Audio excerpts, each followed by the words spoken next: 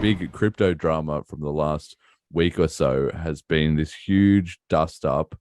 I guess you could describe it as several different industry influencer voices getting involved in this big sort of roundabout and at times acrimonious debate on regulation. You and I actually talked about this on the Digital Cash Rundown as well. People can check that out if they want to hear some thoughts of it there. But I'm going to take a slightly different angle to it here, and the story has also developed a bit since. So basically, it all started with Sam Bankman-Fried, who is the richest person in the world under 30.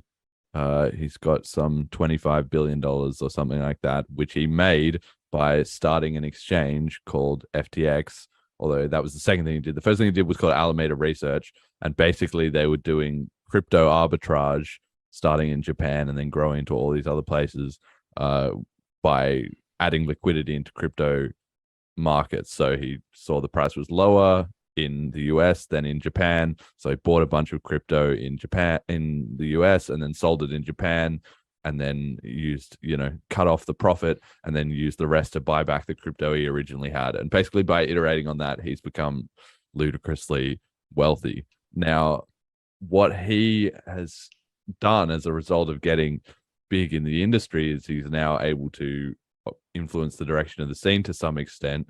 And he's also a bit of a character. He's a bit of a weird guy in some respects. And so he has put out this, he's not very crypto native in the sense he doesn't even really describe himself as a big believer in cryptocurrency.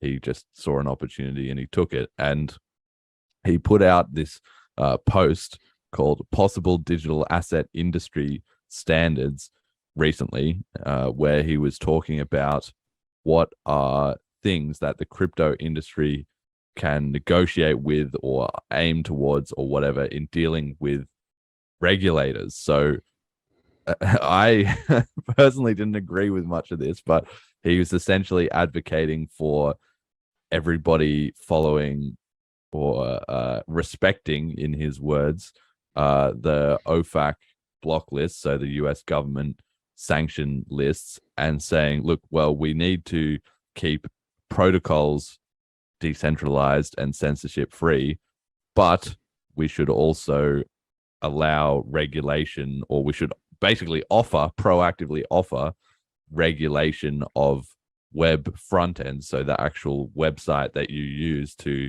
use something like Aave or MakerDAO or Sushi Swap or I guess some of those smart Bitcoin Cash MISwap, like things like that, that the actual websites themselves should be regulated as financial institutions, which is essentially an opportunity for him to corner the market, because that's the product he's already selling. He's essentially just screwing over his competition in doing so.